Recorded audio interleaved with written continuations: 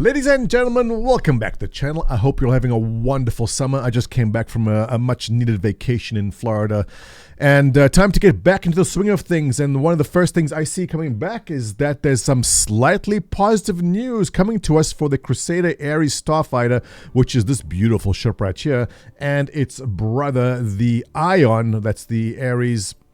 God. Inferno. It's been so long since I've pulled the ship out. I've forgotten this is called the Inferno. So this is the Inferno. This is the ballistic version, and this is the Ion. This is the laser version of it. And there's a bit of a story behind these ships before I get the news about it. And that was look, CIG has done a lot of things that people can be critical of, and that's fine. But one of the things which they pulled with these ships, and it's not that they were intending to deceive anyone, but when it comes to ship balancing and weapon balancing, it's an ongoing process all the time. And when these particular ships were released, everyone jumped on them, including me, as, you know, this is now my go-to ship. It's a heavy fighter. It's got this gigantic size 7 ballistic Gatling. This is essentially the A-10 Warthog of Star Citizen. And the color scheme is right. The weapon on it is perfect. How can you not love it? And along with it came the energy version of it. And this thing was a sniper weapon. It was accurate. It was long distance. Pinpoint accuracy was beautiful. I absolutely loved it. But the problem came very quickly. The problem became apparent very, very quickly, is that anytime there was any kind of PvP action, if you just pulled the ship out, if you pulled out the Ion or the Inferno, well, the Ion more than anything else, this thing was one-shotting things across the map.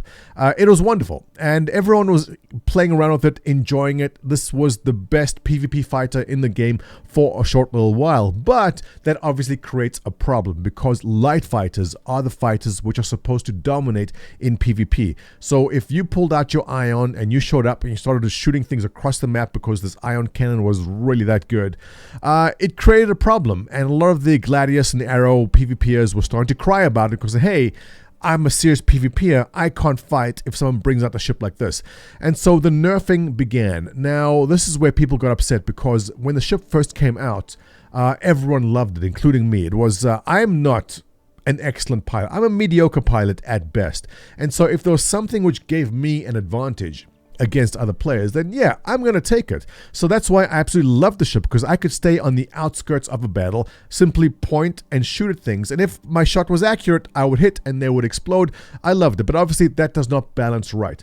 Now, the idea behind these ships being heavy fighters was that they would take on larger targets. They weren't meant to take on the small PvP ships, but they nerfed them, I feel, a bit way too extreme and made them completely useless. When's the last time you flew around and saw either of these ships in the game? You don't see it. No one flies around with them because A, they're very slow and sluggish, which is fine because they're heavy fighters, but B, the weapons are impossible to hit anything in. The spread of the weapon, the speed of the ballistics, both in the ballistic and the energy version, just very, very slow projectile speeds, and that kind of made these ships a little bit useless. So I'm very happy to see that CIG has now mentioned, Yogi Clark posted that they are addressing these issues.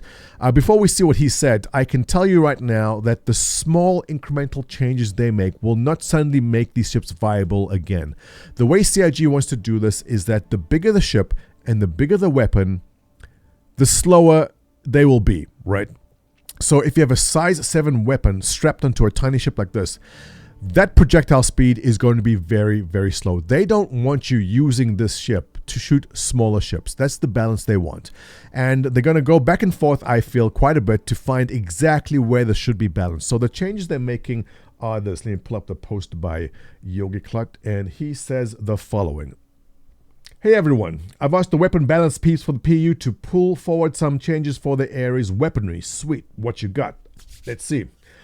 A tiny amount of aim assist will be added to both Ion and Inferno weapons. Now, you may not realize this when you play the game, but there is a tiny bit of aim assist that makes you feel like you are aiming correctly, but you're getting a tiny little nudge from the actual algorithm itself to hit the targets, because it's, unless you have pixel perfect aim, you're not going to be hitting anything. So there is a tiny bit of aim assist that you don't notice that is in there to make you feel like you are hitting things, and for ships like these, like the Ares, Ion, and Inferno, you really, really need it.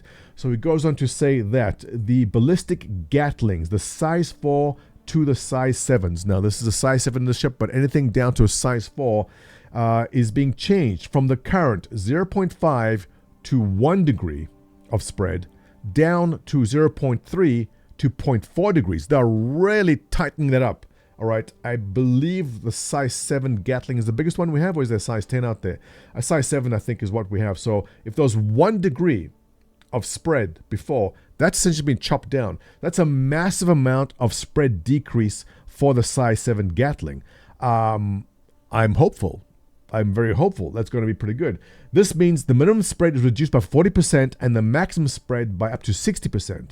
You need to double these values to get the actual spread angle. They should be coming in 3.20. These values will probably change again when we move over to the aiming stuff, but that's going to be for a while. So, yeah. All right. That's pretty good. So let's do a before trial of this now. I'm going to pull up the ship now and go into, I guess, Vandal Swarm very quickly so you can get an idea of how it looks. And then we'll do another one in 3.20 when that comes out. So Vandal Swarm, Broken Moon, sure. Let's launch the game. Alright, let's load up into some Arena Commander here so I can show you the current spread on that size 7 Gatling. And did I plug in my pedals? Yes, I did. Alright, here we go. Let's pick a target, and you're going to see how absolutely atrocious the spread is. I mean, what a beautiful ship, but look what they did to my boy. Look what they did to him. Here's a target. Let's close in on that.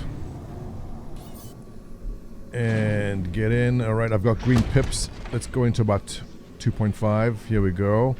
Okay, I'm just going to start firing. So I'm shooting. I've got green pips. That guy should be dead. Look. Alright. So, oh, and he hit me. I'm in good shape, though. So, that wasn't too bad, but the size 7 and the size of the projectiles, I mean, these are Coke can sized projectiles being tossed at thing. It should have blown up much faster, but they will be tightening up the spread. Let me go up to an asteroid or something and just shoot something a bit closer. I love the strafing effect on this weapon. I mean, you can see how cool it looks. Check it out. Isn't that cool? So definitely tightening up the spread in that, I guess what I said, a 40 to 60% improvement. Definitely going to make things a bit easier, and dare I say, like, I don't get excited for it, but hey, maybe I'll start pulling out my Ares Inferno a bit more now and get to enjoy that. So fingers crossed, let's see how that turns out. Let me know your thoughts on everything discussed here. If you like my content, you know what to do. Give me a thumbs up, subscribe. I'll catch you on the next one.